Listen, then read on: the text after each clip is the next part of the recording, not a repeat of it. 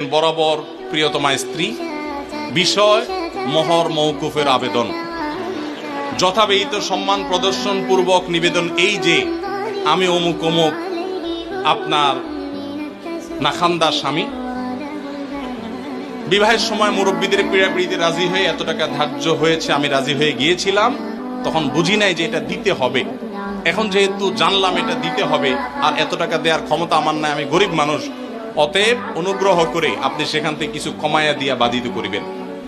স্ত্রী যদি সেই অ্যাপ্লিকেশন গ্রহণ করে বলে ঠিক আছে তুমি গরিব মানুষ, যাও 50% মাফ করে দিছি বা 40% বা 90% মাফ করে দিছি, ঠিক আছে এত দাও বাকিটা মাফ, তাহলে আপনি মাফ পাবেন। আর যদি স্ত্রী মাফ না করে তাহলে বলবেন ঠিক আছে আমি আপনার থালা বাসন কোসন ইত্যাদি ধুয়ে দিব, এটার বাবদ আপনি কিছু মাফ করে দেন। মানে খোলাসা কথা হলো যেভাবে স্ত্রীর কাছ থেকে আপনাকে মাফ আদায় করতে হবে।